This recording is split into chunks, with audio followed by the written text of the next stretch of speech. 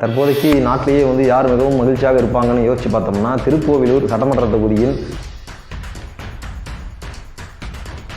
மக்கள் எல்லோராலும் மிகவும் அன்பாக செல்லமாக கோல்ட் ஹேர் என்று அழைக்கப்படுற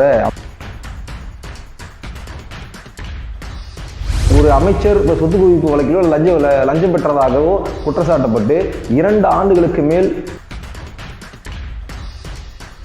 சர்க்காரியா கமிஷனே திமுகவின் ஊழல் பட்டியலை பார்த்து திமுகவில் இருக்கக்கூடிய 30 அமைச்சரவையில் இருக்கக்கூடிய அத்தனை ராஜகண்ணப்பன் யாருன்னு பார்த்தோம்னா ராஜகண்ணப்பன் ஏற்கனவே உறவுகளுக்கு அன்பான வணக்கம். தற்போதைக்கு நாட்டிலேயே யார் மிகவும் மகிழ்ச்சியாக இருப்பாங்கன்னு யோசிச்சு பார்த்தோம்னா திருக்கோவிலூர் சட்டமன்ற தொகுதியின் வாக்காளர்கள் மிகவும் மகிழ்ச்சியாக இருப்பாங்க. ஏன்னா திருக்கோவிலூர் சட்டமன்ற தொகுதியின் சட்டமன்ற உறுப்பினராக இருக்கக்கூடிய மக்கள் எல்லோராலும் மிகவும் அன்பாக செல்லமாக கோல்ட் ஹேர் என்று அழைக்கப்படுற அமைச்சர் பொன்முடி அவர்களுக்கு இன்றைக்கி சொத்து குவிப்பு வழக்கில் உயர்நீதிமன்றம் தண்டனை அறிவிச்சிருக்காங்க. 1996 2001 வரைக்கும் போக்குவரத்து துறை அமைச்சராக இருந்த முன்னாள் அமைச்சர் பொன்முடி பிறகு 2006 2011 வரைக்கும் உயர்கல்வித்துறை அமைச்சராகவும் கனிம வளத்துறை அமைச்சராகவும் பதவி வகித்திருக்கார். அந்த காலத்தில் 2006 2011 காலகட்டங்களில் அமைச்சர் பொன்முடி அவர்கள் வருமானத்திற்கு அதிகமாக 1.75 லட்சம் அதாவது 1.25 கோடி சொத்து சேர்த்ததாக அப்போதைய அதிமுக அரசு லஞ்ச ஒழிப்புத்துறையால் வழக்கு பதிவு செய்கிறாங்க. அந்த வழக்கு நீண்ட காலமாக நீதிமன்றத்தில் நடந்து கொண்டு இருக்கும்போது 2016 அந்த வழக்கிலிருந்து அமைச்சர் பொன்முடி மீதான குற்றச்சாட்டு நிரூபிக்கப்படலைன்னு விழுப்புரம் நீதிமன்றம் பொன்முடியை விடுதலை செய்து லஞ்ச ஒழிப்புத்துறை மேல்முறையீடு போகிறாங்க. இந்த வழக்கு நீண்ட நாட்களாக நடந்து கொண்டிருக்கு. அந்த வழக்கில் தற்போது நீதிமன்றம் தீர்ப்பு வழங்கியிருக்கு. அமைச்சர் பொன்முடி வருமானத்திற்கு அதிகமாக சொத்து சேர்த்திருப்பது நிரூபிக்கப்பட்டதால் அமைச்சர் பொன்முடிக்கு 3 ஆண்டுகள் சிறை தண்டனையும் பொன்முடிக்கும் அவரது மனைவி விசாலாட்சிக்கும் தலா 50 லட்சம் அதாவது 2 பேருக்கும் சேர்த்து 1 கோடி ரூபாய் அபராதமும் நீதிமன்றம் விதிச்சிருக்கு. இப்போ இதுதான் தற்போது தமிழ்நாட்டு அரசியல் களத்தில் பரபரப்பாக பேசப்படுற செய்தியாக இருக்குது. ஏன்னா ஒரு அமைச்சர் அல்லது ஒரு சட்டமன்ற உறுப்பினர் சொத்து குவிப்பு வழக்கிலோ அல்லது மக்கள் பிரதிநிதித்துவ சட்டம் பிரிவு 8 படி ஒரு அமைச்சர் சொத்து குவிப்பு வழக்கிலோ லஞ்சம் பெற்றதாகவோ குற்றச்சாட்டப்பட்டு 2 ஆண்டுகளுக்கு மேல் அல்லது குற்றச்சாட்டு நிரூபிக்கப்பட்டால் அவர் உடனடியாக பதவியை இழந்து விடுவார் அப்படின்னு இந்த சட்டம் சொல்லுது. அப்போ பொன்முடி இந்த குற்றச்சாட்டு நிரூபிக்கப்பட்டதின் அடிப்படையில் தனது பதவியை தானாகவே தகுதி இழக்கிறார். திமுக பெரும்பாலும் விஞ்ஞான ரீதியில் ஊழல் செய்யக்கூடிய கட்சி என்று பேர் வாங்கின ஒரு கட்சி. சர்க்காரியா கமிஷனே திமுகவின் ஊழல் பட்டியலை பார்த்து திமுகவின் ஊழல் தந்திரத்தை பார்த்து வியந்து போய் திமுகவின் தலைவர்களும் விஞ்ஞான ரீதியில் ஊழல் செய்யக்கூடியவர்கள் என்று வியந்து சர்டிஃபிகேட் கொடுத்த வரலாறெல்லாம் நமக்கு தெரியும். அப்படிப்பட்ட திமுக தன் வரலாற்றில் முதல் முறையாக தன்னுடைய அமைச்சர் ஒருவர் மீது வருமானத்துக்கு அதிகமாக சொத்து சேர்க்கப்பட்டது நிரூபிக்கப்பட்டு உயர் நீதிமன்றத்தால் தண்டிக்கப்படுவது இதுதான் முதல் முறை. இனி திமுக இதுவரைக்கும் எத்தனையோ குற்றச்சாட்டுகளில் திமுக சிக்கி இருக்கிறது. ஊழல் குற்றச்சாட்டு, லஞ்ச குற்றச்சாட்டு, இப்படி பல குற்றச்சாட்டுகள் சிக்கியிருந்து நீங்கள் நிரூபிக்கப்பட்டிருக்கிறதா, நாங்கள் நீதிமன்றத்தில் நிரூபித்த பிறகு பேசுங்கள் என்றெல்லாம் திமுக தலைவர்கள் வாதம் வைத்ததை பார்த்திருக்கிறோம். ஆனால் முதலாக திமுகவின் மீது திமுக அமைச்சர் மீது ஒரு குற்றச்சாட்டு நிரூபிக்கப்பட்டு தண்டனை அறிவிக்கப்பட்டிருக்கிறது. இப்போது அமைச்சர் பொன்முடி எந்த மாதிரியான அமைச்சராக பயணிச்சிருக்காரு, முன்னாள் அமைச்சர் பொன்முடி எந்த மாதிரி அமைச்சராக பயணிச்சிருக்காரு அப்படின்னா, கடந்த 2021 சட்டமன்ற தேர்தலில் திமுக அதிகாரத்துக்கு வந்ததுக்கு பின்னால் அதற்கு முன்னால் எப்படி செயல்பட்டாருங்கிறதை தாண்டி கடந்த 3 ஆண்டுகளில் திமுகவின் ஆட்சியில் கடந்த 2.5 ஆண்டுகளில் அமைச்சர் பொன்முடி எவ்வாறு செயல்பட்டிருக்கிறார் என்று பார்க்கும்போது பல சர்ச்சைகளில் தொடர்ந்து சிக்கியவர் தான் இந்த பொன்முடி அவர்கள்.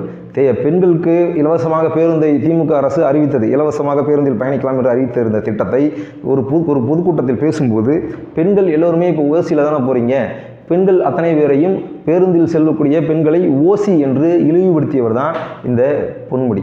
ஒரு பொதுக்கூட்டத்தில், திமுகவின் ஒரு பொதுக்கூட்டத்தில் பேசி கொண்டிருக்கும் போது ஒரு ஒன்றிய சேர்மனாக இருக்கக்கூடிய தாழ்த்தப்பட்ட சமூகத்தைச் சேர்ந்த ஒரு அக்காவை அவரை சுட்டி காட்டி, ஏமா நீ தாழ்த்தப்பட்ட பொண்ணு தானம்மா, தாழ்த்தப்பட்ட பொண்ணு நாங்கள் சேர்மன் ஆக்கியிருக்கோம் என்று 1000 பேர் கூடியிருக்கக்கூடிய ஒரு இடத்தில் ஒரு தாழ்த்தப்பட்ட சமூகத்தை சேர்ந்த ஒரு பெண்ணை, நீ எஸ்சி தானே பாரு, எஸ்சியை நாங்கள் பாருங்கள் சேர்மன் ஆக்கியிருக்கோம் என்று அவமதிக்கிற மாதிரி அந்த பெண்ணை உளவியலாக அவமதிப்பதாக பல பேர் முன்னிலையில் பேசியவர் தான் அமைச்சர் பொன்முடி.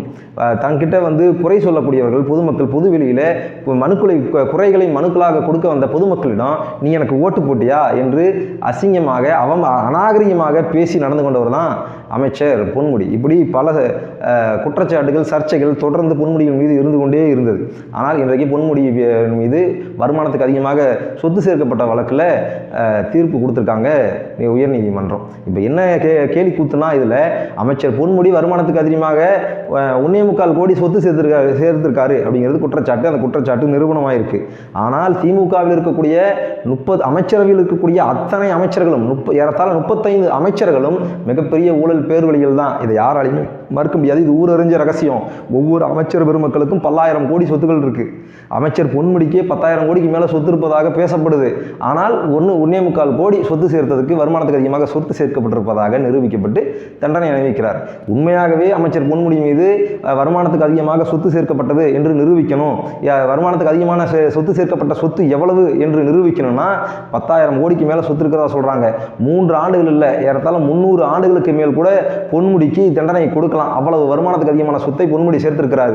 திமுகவில் மட்டும் இல்லை, முன்னாள் அதிகாரத்தில் இருந்த அதிமுகவின் அமைச்சர்கள், முன்னாள் அமைச்சர் பெருமக்கள் அத்தனை பேருமே ஊழல் பேர்வழிகள் தான். அத்தனை பேரும் 10,000 கோடிகள் சொத்துக்களை வச்சிருக்காங்க.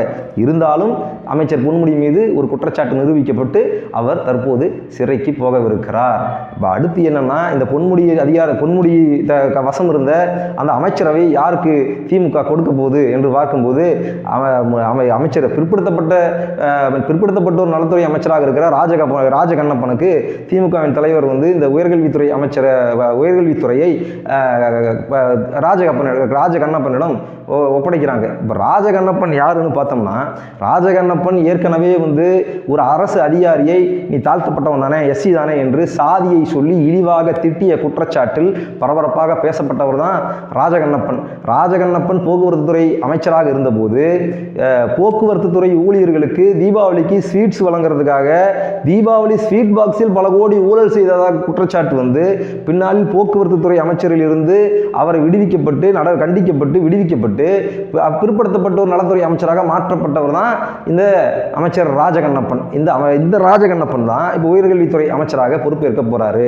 இதை பார்க்கிறதுக்கு எப்படி இருக்குன்னா, திராவிட மாடல் ஆட்சிக்கு பொருத்தமானவர் தான் ராஜகண்ணப்பன் என்று அரசியல் தெரிந்து அத்தனை பேரும் சொல்றாங்க. ஏன்னா அவர் திராவிட மாடலின் வரலாறும் அப்படித்தான், ராஜகண்ணப்பனின் வரலாறும் அப்படித்தான் இருக்கு. அப்போ நல்ல பொருத்தமானவர்கள் தான். இப்போ என்ன நமக்கு என்ன பிரச்சனைனா, ஒரு பக்கம் சென்னை பெருவெள்ளத்தில் மக்கள் சிக்கி இன்னும் மீண்டு வரல. சென்னை பெருவெள்ளத்திலிருந்து சென்னை மக்கள் இன்னும் மீண்டு வராமல் இருக்காங்க. மறுபுறம் தென் மாவட்டங்களில் மிகப்பெரிய மழை வெள்ளத்தில் தென் மாவட்டங்கள் மிதந்து கொண்டிருக்கிறது. ஒரு பக்கம் திமுக அமைச்சர் பெருமக்கள் ஊழலில் மிதந்து கொண்டிருக்கிறார்கள், ஊழல் பணத்தில் மிதந்து கொண்டிருக்கிறார்கள். இப்போ நான் தான் நம்பர் 1 முதலமைச்சர், இந்தியாவிலேயே நம்பர் 1 சிஎம் நான் தான் என்று மாறுதட்டி கொள்கிற, பெருமை பீற்றிக் கொள்கிற ஐயா ஸ்டாலின் அவர்கள் இப்போ மக்களை கவனிப்பாரா, அல்லது தன் சொந்த கட்சியில் ஊழல் செய்து மாட்டிக்கொண்டிருக்கிற இன்னும் வரிசையாக சிக்கவிருக்கிற அமைச்சர்களை காப்பாற்றுகிற வேளையில் ஐயா ஸ்டாலின் அவர்கள் இறங்குவாராங்கிறது தான் நமக்கு இருக்கிற பிரச்சனை.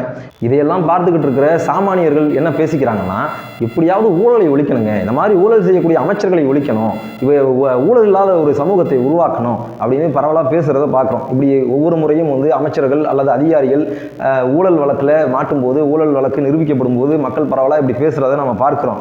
ஆனால் ஒன்று தெளிவாக புரிந்து கொள்ளணும், திமுகவோ அல்லது அதிமுகவோ, திமுக வேறு அதிமுக வேறு இல்லை. இதெல்லாம் பார்க்கும்போது அண்ணன் சீமான் சொன்னதுதான் நமக்கு நினைவுக்கு வருது. ஊழலை ஒழிக்க வேண்டுமானால் முதலில் இந்த கழகங்களை, திராவிட கழகங்களை, இந்த திராவிட ஆட்சியாளர்களை ஒழிக்கணும். ஊழலை ஒழிக்க வேண்டும் என்றால் இவர்களை ஒழிக்கணும்னு அண்ணன் தொடர்ந்து சொல்றது தான் நமக்கு ஞாபகத்துக்கு வருது. இனி என்ன நடக்குங்கிறத பொறுத்திருந்து பார்ப்போம். வணக்கம்.